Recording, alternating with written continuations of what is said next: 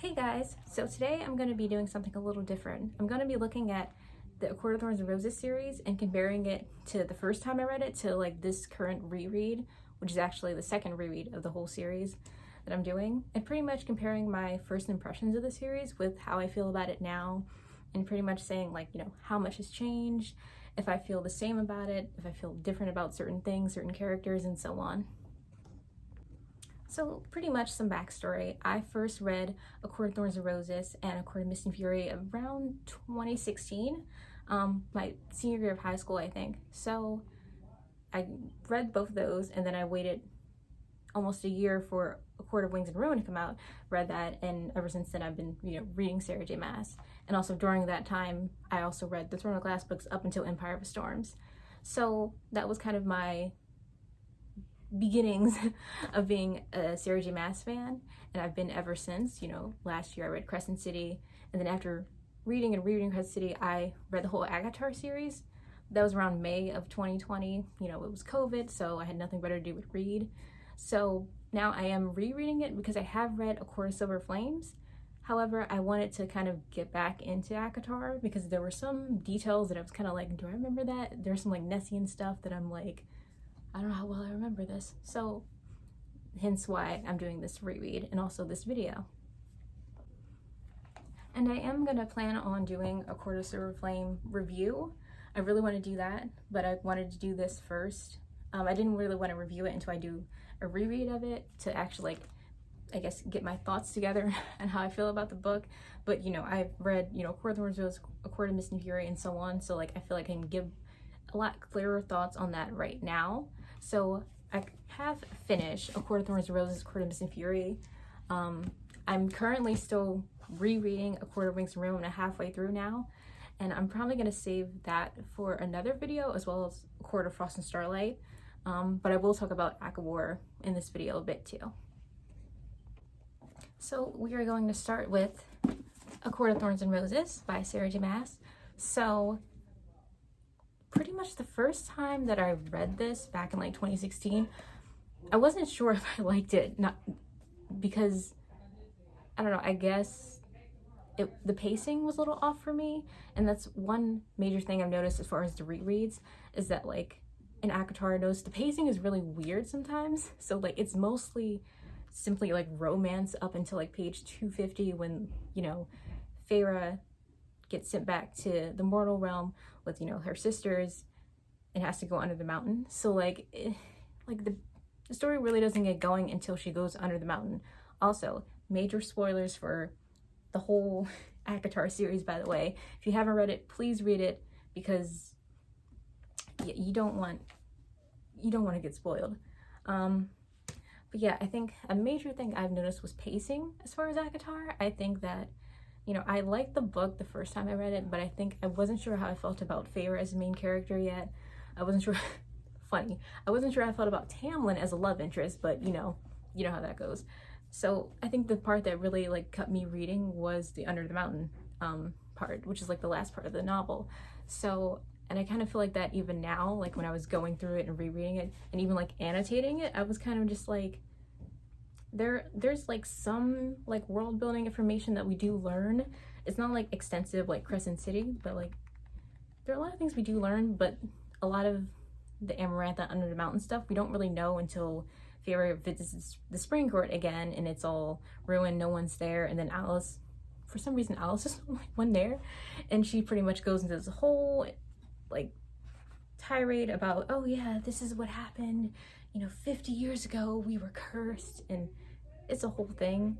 And it was a little info dumpy at times, but I understand, because it's obviously Feyre doesn't know this information. She's like, how did you guys get there? But the whole part where Alice pretty much says the prophecy of, he had to join her on the mountain. If he wanted to break the curse, he needed to find a human girl willing to marry him, one that hates fairies. And it's like, okay, cool. And then of course Feyre's that girl. But I don't know, I just feel like the story, I think it starts out very well. The first chapter where she's in the woods, she's hunting, and she kills Andrus. I feel like it starts very well, but then I think it does get slow. And I think the first time I read it, I was kind of weird about it. So it's just a little slow here. I don't know how I feel. But I definitely, like, I think rereading it, I have a lot more appreciation for it because of how it started. And also, like, when you reread it, you notice a lot of foreshadowing, especially as far as when she's finally under the mountain and stuff with Reese. You're kind of just like, oh, yeah, he kind of did help her out. It's like, at first, it seems like it's just to make himself look a certain way, but it is kind of like he is helping her. And obviously in Akamath, like it's more like specific about like why he was doing what he was doing. But even here, like when you like reread it, you're just like, well, yeah, obviously he's not all bad. It's kind of just a mask. And then also like the whole recent favor thing that's kind of set up in A Court of Thorns and Roses that we kind of like, you probably don't think about it until after you reread it. On page 383, there's this line where he's kind of like, he comes in her chambers and he's just like, hey, I just want to talk. And then she's like, no, obviously. But then he's kind of like explaining like how much he hates Amarantha, and he's like, imagine how do you feel if I made you serve in my bedroom? I'm the High Lord of the Night Court, not her harlot. So he's kind of like, you know, talking to her like a friend. So it's kind of like, it was setting up for like obviously the relationship being more. I think the first time I read this, I was expecting, you know, the second book to be like a love triangle kind of book. Obviously I was a little wrong. It was no love triangle. It was just very straightforward. But yeah, I kind of just, I don't know. I think I don't really have a lot of thoughts on A Court of Thorns and Roses. I think the main critique I have is pacing and like the thing with like the romance between Feyre and Tamlin, how it comes up. It is, it's not as slow burn as A Court of Mist and Fury. Definitely not as slow burn as that, but I do think it's kind of like, there are some cute moments, like when she's like dancing and when they go to like that picnic, like it's some cute moments, but I feel like emotionally the romance there wasn't as impactful as it is in A Court of Mist and Fury. Like I guess again, like the novel is shorter, there's less pages for it to play out, and I guess it was not as slow burn, so you know it's kind of that. But you know, I still enjoy A Court of Roses. I think I would still, my original rating was like 4 stars for this, and I think I would still keep that. I don't know, like I think I still think that way about it. Like I liked it, but it wasn't the best book in the series. So that's A Court of Thorns and Roses. Next up, we have the smuttiest book. Okay, not the smuttiest because A Court of Flames exists, but we have A Court of Mist and Fury. So this, when I read it right after A Court of Thorns and Roses. I think I got both from the library, and you know, years ago I just kind of read it back to back because you know it was just kind of there, and I was like, oh, I might just read both books. So I didn't know A Court of Mist and Fury was going to be that good. I think like I try to avoid like looking at reviews before I read a book because I like don't want it spoilers, and I don't want it to like mess up like my opinions on it.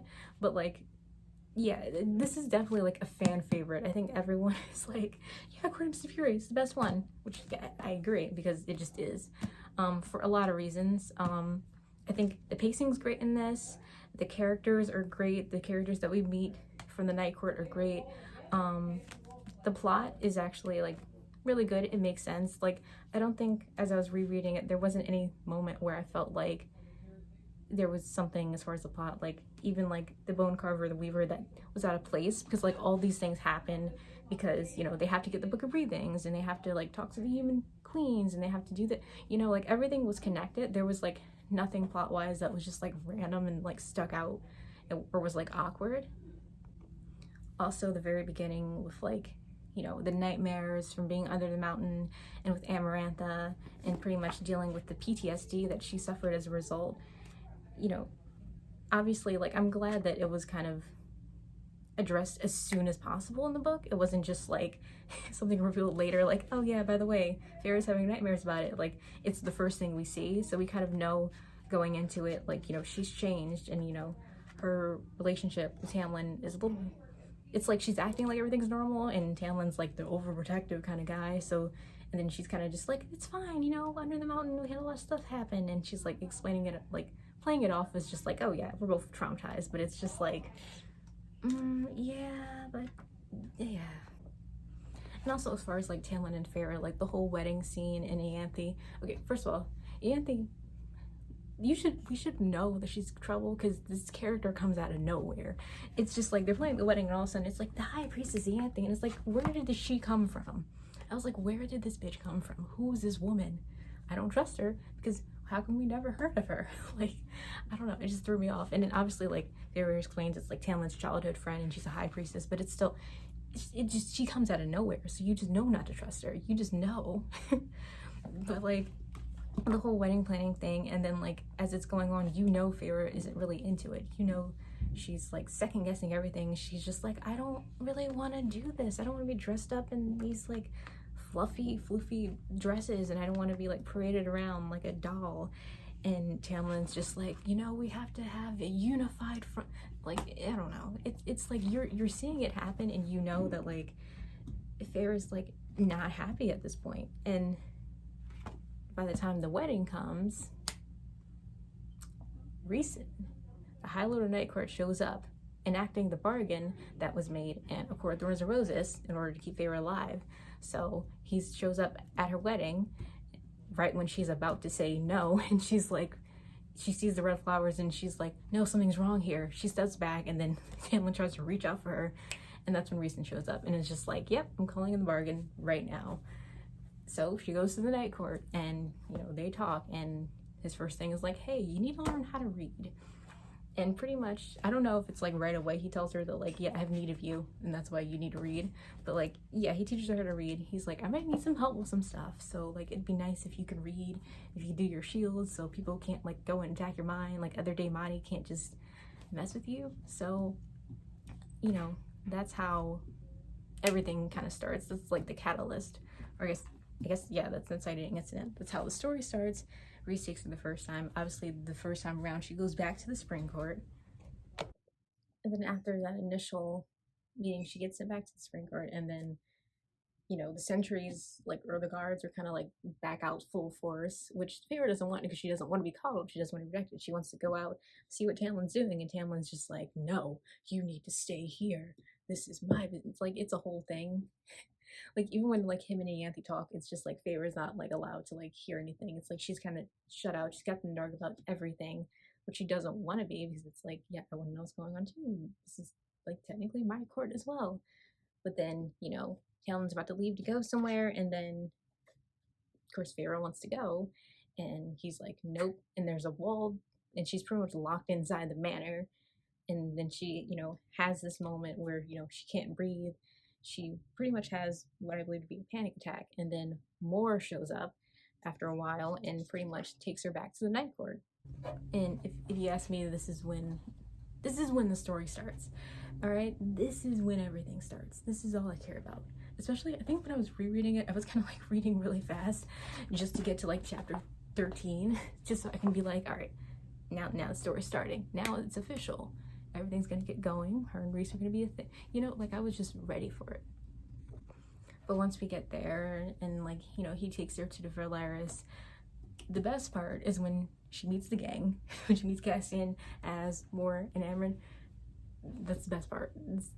Well, okay, that's one of the best parts of the book, because it's like, it does set the tone for like obviously all of these characters and like how they interact and the whole dynamics. So I think it's really good. Like, I like the way Sarah kind of set these characters up and how like they play off of each other. Like, I think it's really interesting.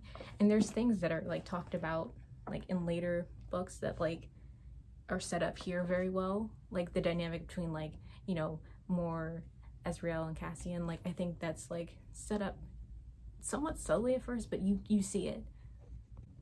And then, like I said, it's, the pacing's great. I think I like that, you know, when she goes to the Weaver, when she goes to the prison, when they go to the Summer Court in Adriata, it's like everything is like done for a reason. Like obviously like the characters are really important part of the story, but the plot is also important, and I think the plot moves along very nicely. I think everything is like happens after another, and everything's like, you know, talked about, is planned out. It's not like, you know, like like a surprise visit to like Summer Court. Like obviously they plan it out. They ask like Tarquin, the High Lord of Summer, like if they can like, hey, can we come hang out, what you got? Like, you know, it's not like random. Like everything like plays out very well. Everything like flows in to each other. And another thing, like the last time I read this, I think I forgot that they went into the Summer Court. Like I forgot, like, oh yeah, Tarquin, oh yeah, they went to the Summer Court in Akamath. I don't know like why I forgot, but I remember like every other scene. I remember like the Court of Nightmare scene, everything else.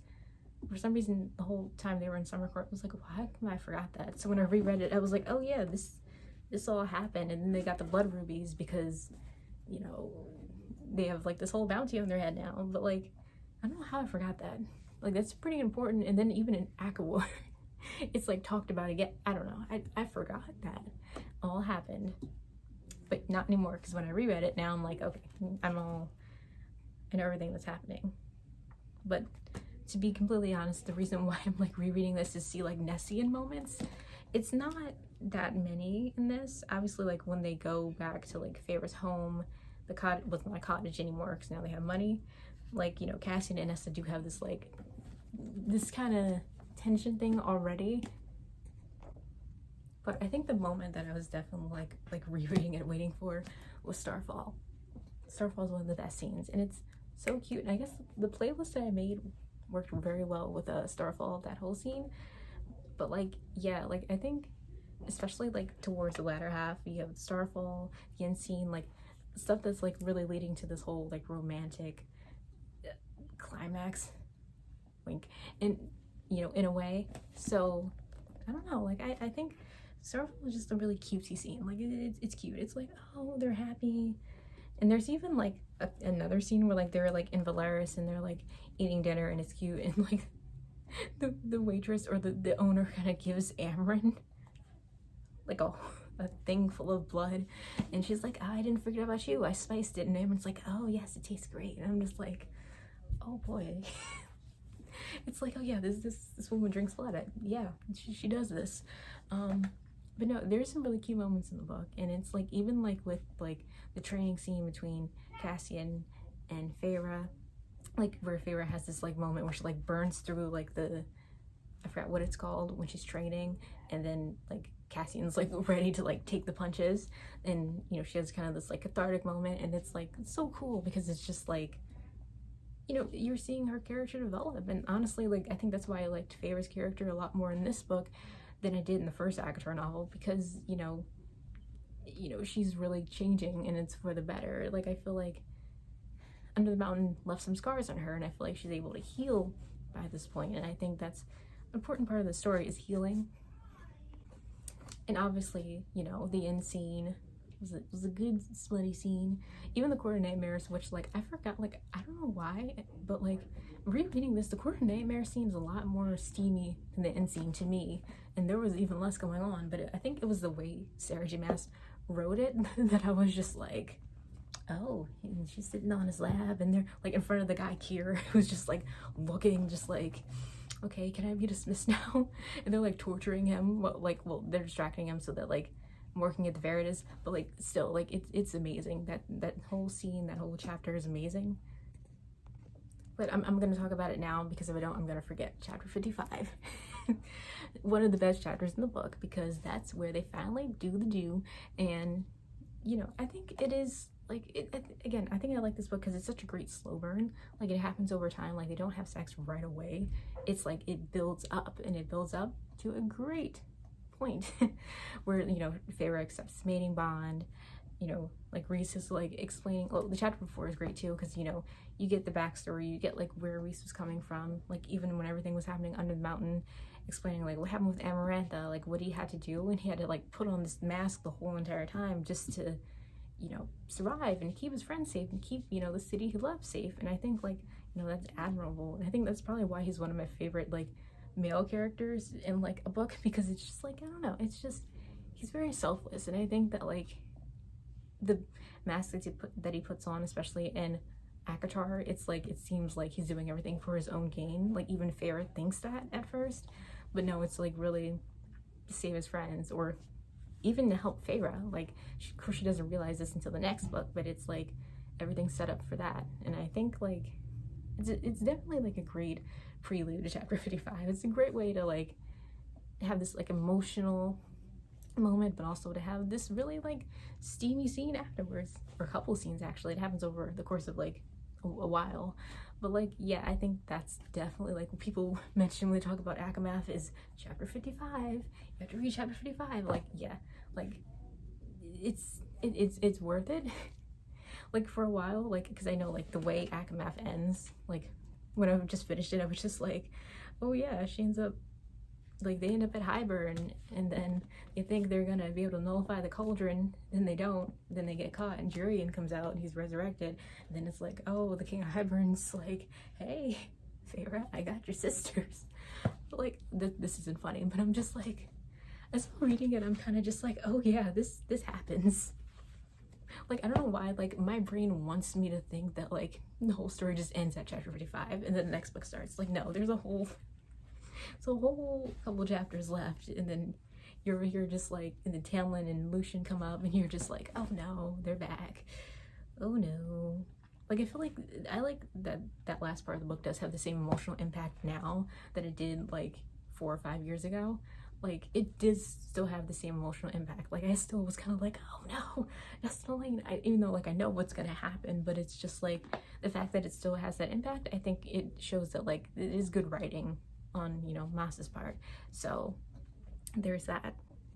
And also the last I guess the last chapter, like from Rhysand's and then Feyre's point of view, like, you know, he's like, he does the big reveal, because Sarah J Maas books always seem to have that like big reveal that's like, Feyre is the High Lady of the Night Court. We did that yesterday, which I think I actually know I think I know exactly where they did it. Like, I think I know the exact page. Oh yes, I got it. 579, where Rhys is like, and if I wanted to go one step beyond that, like talking about getting the bond declared, getting married and whatnot, you know, Rhys is like, what if we take it a step further? And Feyre's like, I'm listening. Yeah, I think after that is where like she got sworn in as High Lady. Like, that's when it happened, and we just didn't see it play out. Just like with like Aelin and Rowan's like wedding in like Throne of Glass. Like, we didn't see that happen, but you know what happened because it's real later. And like Sarah J Maas kind of does this thing where it's like a surprise reveal, and then Feyre's perspective from the last chapter is her being taken back into the Spring Court, which I think is like the best way to like lead up to A Court of Wings and Ruin, because it's like, you know, she's a spy, she's my spy, she's the High Lady, and then like Feyre's like, Tamlin has no idea what he's doing right now, and I'm just like, I like how Lucian knows that like Feyre's was faking that whole bond breaking part, but like Tamlin buys it, and obviously like Tamlin still at this point is still in love with her, but it's just like, this guy's not that smart, because like he just buys it. And it's just like, maybe Feyre's a really good actress, maybe she's a really good actress, but also I'm just like, sir, you just gonna buy that? Like, she just, like, the rest of their mates, she left her own free will, and she was gone for a couple months. Like, she was gone for a while. It wasn't like she was gone for a couple days and came back. No, she was gone and never came back. Like, I don't like Tamlin, but I feel bad for the guy sometimes, because it's just like, did you not think this through? Like, did you not expect any of I don't know. It's a whole thing. And like at this point, like, you know, Feyre's like, when the bond breaks, like, she's kind of like speaking to Rhys mind to mind, like, hey, get my sisters out, like, take them to the Night Court, don't let them get them. And she's like willingly like passing herself off, and like she's like sobbing because she's kind of like, you know, I don't want you to take me. She's not actually talking about Rhys in the Night Court wanting to take her. She's saying, I don't want to go back to the Spring Court. But of course, like, that's not said, but that's definitely like what was implied. And it's just, it's a very impactful moment emotionally. It's just like, oh, you're reading it and you're just like, I don't want her to go back either. It sucks there. It's too much pollen in the Spring Court. No one wants to be there. Like, I don't know. The whole thing. Also, another thing, Cassian and Azriel. Like, I didn't know how much I loved them until I reread the books. Like, when I first read them originally, I was like, oh, I like these characters. But I think it took me rereading it to, like, really appreciate, like, especially, like, Cassian and Amren. Like, I really didn't appreciate these characters until I reread the books. And I'm like, I love these characters. I think that's part of the reason why, like, why I want to reread it for A Court of Serpent Flame. Because I was just kind of like, I, like, for a while I was like, okay, yeah, Rhys is the best one. Now I'm like, I don't know, Cassian might have a beat. I don't know. Like, I feel like Rhys is sometimes too perfect, and you're just like, sir, do you have any flaws? Please name some. Like, what is happening? And also, this isn't something I noticed the first time that I read like Sarah J Maas's books, at least like ACOTAR series, but obviously like a lot of people do critique it for like the lack of like POC representation, LGBTQ plus representation. And I think that like, I don't know, because I started with ACOTAR, right? In my mind, I don't know if everyone else thinks this way, but like to me the Illyrians aren't white. Because I don't, it's the way they're described. I don't think the Illyrians are white. I don't think Cassian and Rhys and Azrael are technically white characters. I know characters Helion, Tarquin, I think Thesson is described as POC in the book, but like yeah, those are like the High Lords that are. As far as like main characters, it's really yeah only the Illyrians and maybe Amryn, but Amryn wasn't always Fae, so it's like kind of a toss-up with that one. Also like LGBT characters, like there are LGBT characters, but they're mostly like minor characters, background characters, and so on. Of course, in like ACOWAR, when we meet Helion, he's described as like, oh yeah, he likes males and females in his bed. So he's described as bisexual or maybe pansexual, which is interesting. He's, you know, he's a POC character and, you know, he's LGBT. Cool. But, you know, he's not a main character. I think that's the thing. It's like, he's not a main character though. Like, that's cool and all. Like Thesson too. Thesson has male lover. That's cool. And Moore has this really weird coming out in ACOWAR. Like I'm currently rereading ACOWAR, so I haven't gotten to that yet. But like from what I remember the first time, it was like she just tells Feyre this, like I guess to explain like why she doesn't pursue anything with Azriel, and she's kind of like, I prefer females, and then Feyre's just like okay, and then she's just like, that's why I never let anything happen with Azriel. And then you're just like remembering, like, didn't you just have sex with Helion, who's also kind of revealed to be Lucian's dad? Like, didn't you just do that? Like, anyway, but the point is, like, that explains why like Cassian had to be the buffer, because she didn't want Azriel to like fall in love with her more than he already was or did. Yeah, it was a whole thing, but like that like weird coming out with like more. And also like another thing with Court of Mist and Fury that I didn't notice until like rereading it like this week was when they're at this bar in Valaris and like they're chilling and they're, you know, hanging out. Like I think it was the Rita's, like that bar that they went to that Moore likes. It was like Rhys is sitting at the bar and Feyre's like looking and she's noticing that like both male and female Fae are like trying to hit on Rhys, which I was like reading that and I was just like, really? I guess like Valaris it's like more friendly and more casual, because it's just like, isn't this the High Lord of the Night Court? Like, and you're just like casually flirting with the guy, like, which one of us can take him home? Like literally. And I'm just like, I don't know why I didn't notice that, or maybe I didn't pay attention to that the other times I read it, but it is an interesting detail. Like, so obviously like LGBT people exist in, you know, the story, like no one's saying they don't, but I guess like it's just the lack of it as far as like main characters. And like with more like, so Court of Storm Flame is the Nessian book, so maybe we'll get like an Azrael and maybe a Moore book in the future, and if we do, hopefully we'll touch upon that more, because I'm really curious to like, okay, so Moore like is like, I guess it was the way of saying like she's bisexual but she prefers women, like, which is cool, but it's like we don't get any more than that. It was kind of just very minimal, so it'd be nice to focus on that. I don't know, you can't always get what you want, you know. And also, as far as ACOWAR, I haven't finished rereading it, so I'm gonna probably make another video after I do finish it. But so far right now, like what I'm thinking of it is, yeah, it's just as I remembered. You know, they're planning the war with Hybern, this whole thing. You know, obviously it starts with Feyre in the Spring Court, and she's like trying to take him down from the inside, which is smart. But you know, it's like, you know, Zurin comes and Dagon and Brenna, I think that's the name of the Daemati twins. They're annoying, and then Feyre takes them down too.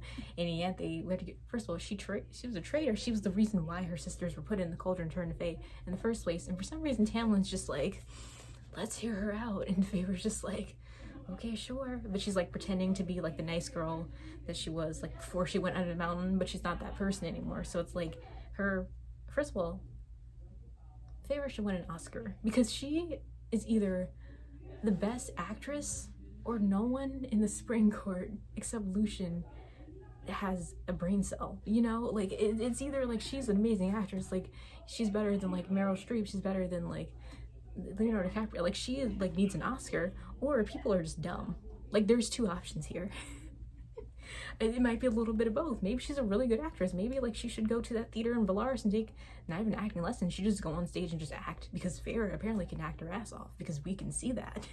Because she's just acting like a nice girl. Like, she was like literally to, like, because, you know, Fae have like a strong sense of smell. They can scent fear and stuff like that, and arousal.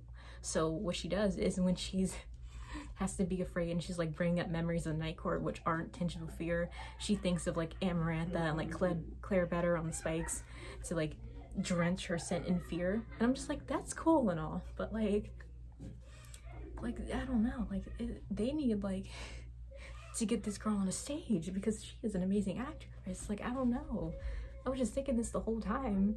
I'm just like, yes, Tamlin's not that smart, but like, I don't know, like Anthony kind of fell for it.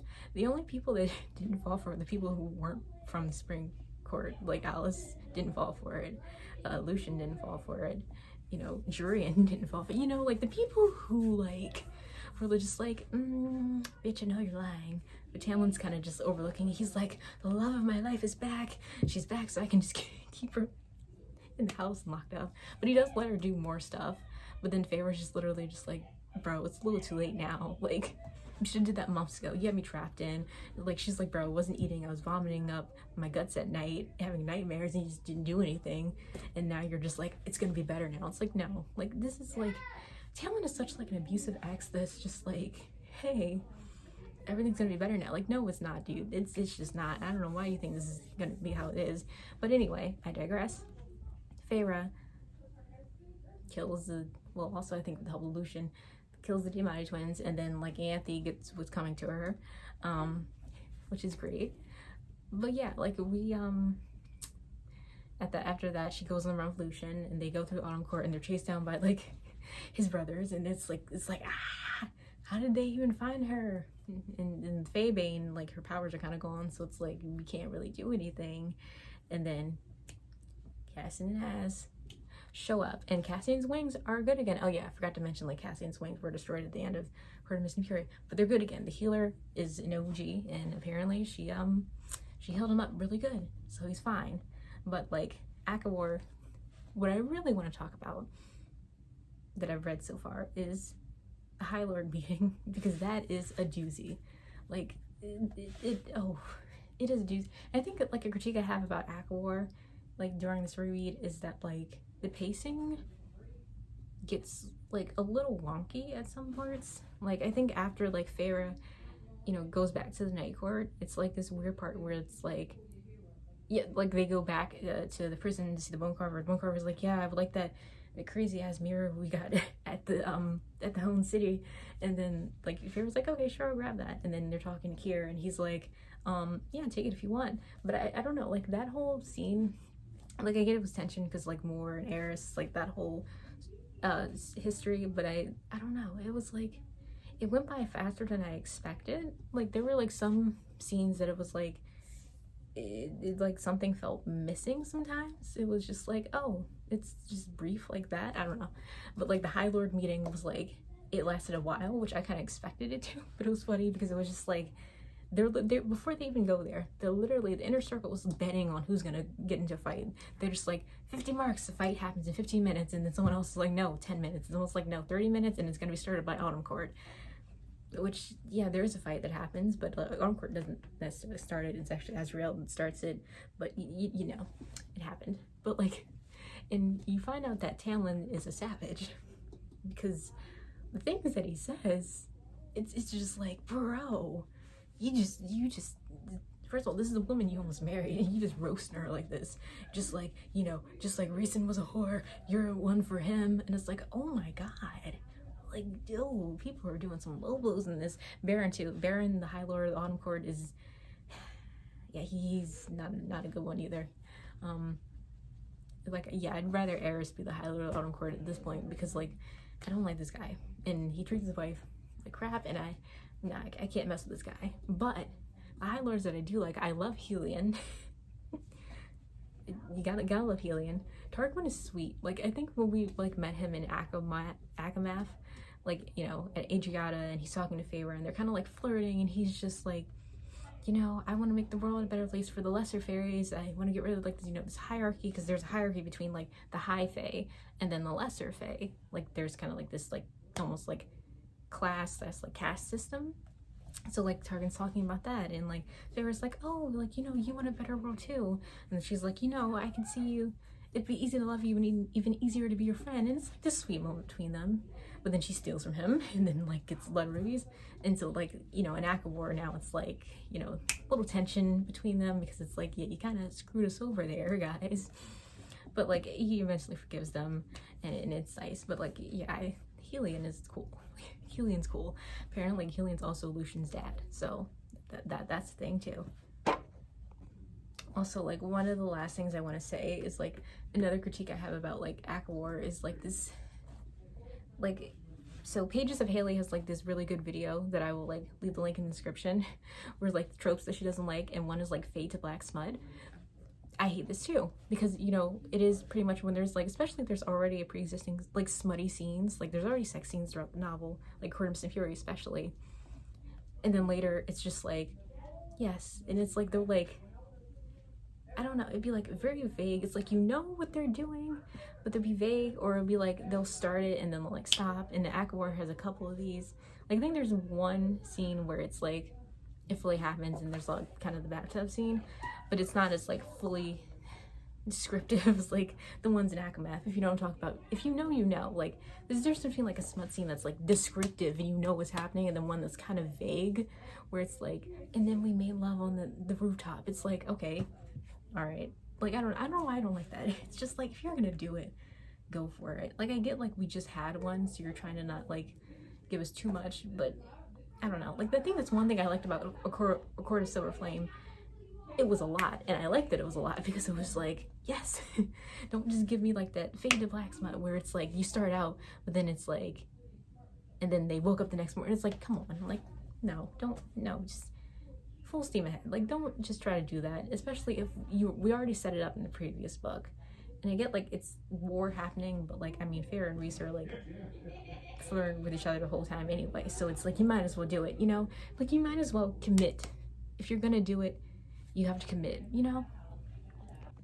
Like, I think like this only happened like once that I think of. That's why I want to reread it, because I don't know, but like I think this only happened once in A Court of Silver Flame, like the fade to black smut, where it's just like he like maybe Nessian say something like hold on tight, and you're just like, then it just like fades to black, and it's like, oh, okay. But like, I think it only happens once there, which is great, because I hate when it keeps happening. It's like, okay, but you guys already pre-established this, just keep going. Like, I don't know, it's annoying, especially when you want it and you're just like, really, that's you're feeding me scraps at this point. But it's fine. I guess that's not like a deal breaker, like that's not gonna make me hate a book, but it's just like a little annoying sometimes. All in all, so far where I'm at with ACOTAR, I know some people, like Rhys, I've seen some people like thought it was okay, some people like really didn't like it. I'm in the band of like, I think it's okay. I think because of Court of Mist and Fury was so good, and it's pretty much like a masterpiece, it's hard to top it. I think that's what it is. I think the thing is, especially with the finale for a series, even though the series is continuing, but like the Feyre and Rhys' story, the end of that, it's kind of like, I don't know, it's, I don't want to say anticlimactic, but like it's a little, at times, a little missing something. So I think that's what it is, and I think, you know, you expect a lot after ACOMAF, and then you don't get that much. Like, even as far as their relationship, like obviously, like they have moments, they have like really cutesy romantic moments, but it's still kind of like, I mean, there is a war happening, so like, how much of that are you really getting in literally a book called ACOTAR, you know? So that's that. But what I will do, I will finish A Court of Wings and Ruin. I will get that done, and then I will read A Court of Frost and Starlight, and then make a separate video on the ending of that and A Court of Frost and Starlight, and like my thoughts on like, you know, reading it for the first time versus rereading it. Yeah, pretty much as far as the ACOTAR series, I feel the same mostly that I did as far as like the first time I read these books. I think the difference is like there's certain things I've gotten more nitpicky about, because I guess like when I was younger, I would just read stuff and just would love it automatically. But now I'm just like, I can still enjoy a book and still like a book, or even love a book and still like point out its criticisms. I think when I was younger, I just didn't do that. Like, I was just blindly like, this book is amazing. Now I'm like, this book is great, but like, you know, there's this one scene that was weird, this one like weird transition, you know, like I like can point that out now, whereas like before it was kind of like I would either ignore it or I would kind of overlook it. I mean, I guess you can overlook certain things, but yeah, that's where I'm at now. And hopefully, I hope you guys like this video, and I hope I see you next time. Bye.